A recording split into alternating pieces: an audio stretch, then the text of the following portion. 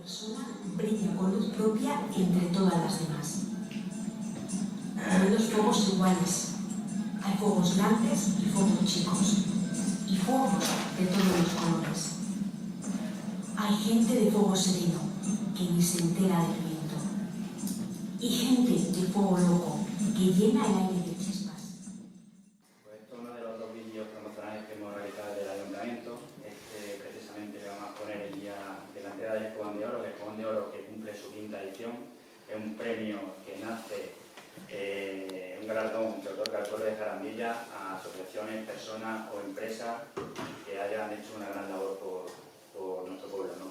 En este caso, en este año, ha recaído en el Parador Nacional de Turismo porque creemos que el Parador aporta mucho a nuestra localidad y es un premio merecido, porque el Parador, Jarandilla sin el Parador, pues no sería nada.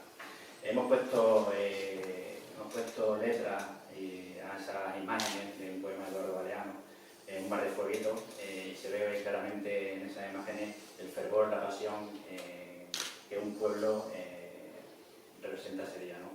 Creemos que pasarán por Jarandilla, por las calles y plazas del pueblo, unas 12.000 personas, es el cálculo más o menos que tenemos todos los años.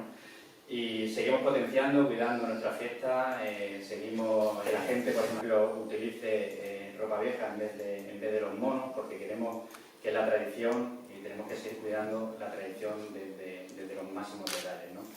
También llamamos a la gente a que hagan muchos escobones, porque el fuego es fundamental en la fiesta. Una temporada, unos años que se veían pocos escobones, y ahora estamos consiguiendo, desde el equipo de promoción, desde el ayuntamiento, que lanzamos, que la gente utilice ropa vieja, que es la tradición, y que hagan los escobones, que es lo más importante, la herramienta más importante.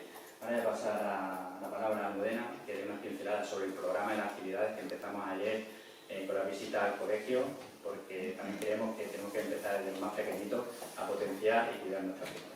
Con alguna visita explicativa a cargo del equipo de promoción a los colegios, al Colegio Conquistador La Isa, al Centro Infantil San Manuel, al Centro Día de nuestra localidad, pues para acercarles un poquitín nuestra festividad. El viernes tenemos un taller para niños, para elaboración de escobones para menores de 12 años, pues amenizado siempre con la música del equipo de promoción. Y bueno, un taller que siempre nos gusta hacer pues para que los niños puedan estar mucho más cerca de la tradición y sepan cómo elaborar y conocer la retama y cómo elaborar ese elemento tan fundamental que comenta Pablo, es indispensable en nuestra festividad. El lunes día 5 teníamos un taller también en el Centro de Interpretación, Museo de los Escobazos, con los niños también, destinado a ellos, para customizar kits de Playmobil sobre escobazos. Y bueno, luego ya el miércoles empiezan, el miércoles día 7, que es nuestro día grande, empiezan todas las actividades a primera hora de la mañana. A las 12 de la mañana, como comentaba Pablo y Fernando, se entregará el Escobón de Oro en nuestro centro de interpretación, que ha recaído sobre la figura del Parador de Turismo, por eso, por la importancia que tiene para Jarandilla a nivel turístico, a nivel social y económico. Y luego la fiesta se desarrollará pues, como cualquier otro año, en circunstancias normales, que esperemos que sea así. A las 4 de la tarde comenzará la petición de la rosca, la tradicional petición a cargo de los mayordomos. A las 5 la Santa Misa y la novena en la parroquia Santa María de la Torre, anexa al centro de interpretación. A las 6:30 de la tarde se realizará la representación de la Bajada de los Cabreros. Partimos del puente Parral Garganta-Jaranda, atravesando por la calle Marina, llegada hasta la Plaza de la Constitución, que es donde a las 7 de la tarde se encenderán todos los escobones pues, para empezar esa especie de juego, de lucha en fuego, que es lo que nos gusta a nosotros representar, una parte de la festividad. Y a las 9 de la noche, con el repique de campanas, dará el comienzo de la procesión del estandarte de la Inmaculada, saliendo de la parroquia Santa María de la Torre. El jueves día 8 de diciembre, pues a las 12 de la mañana, habrá una Santa Misa en la parroquia y justo a continuación se hace la subasta del estandarte para el año próximo. Se subastará para 2023. Recalcar o reseñar también que el lunes día 12 se abre el plazo de presentación de candidaturas para la elección del cartel anunciador del año siguiente y bueno, todas las bases, toda la información estará colgada en las redes sociales del Ayuntamiento y del Centro de Interpretación. La revista que hay por ahí la editamos todos los años, ¿vale? En esa revista cada año son los que han participado en el concurso de fotografía del año anterior, ¿vale? En la portada está que ha ganado el concurso de fotografía y las que están dentro son los que han participado en el concurso.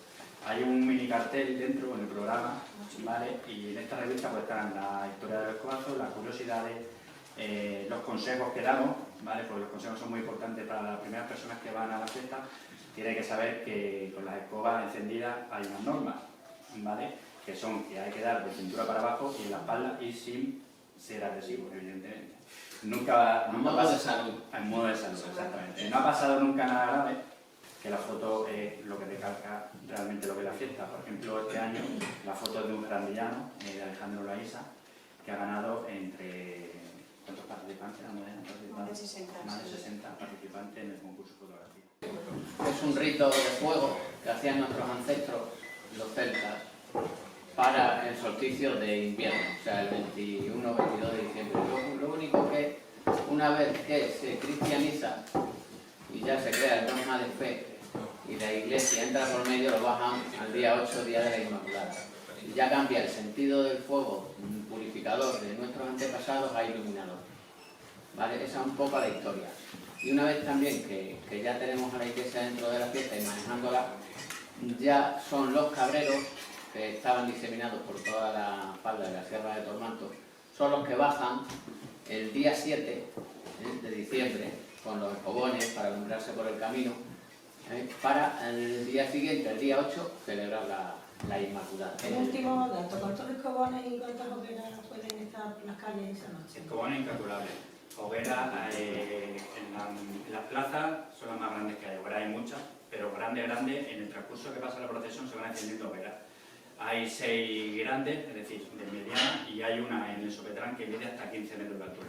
También acompañan las caballerías a la procesión.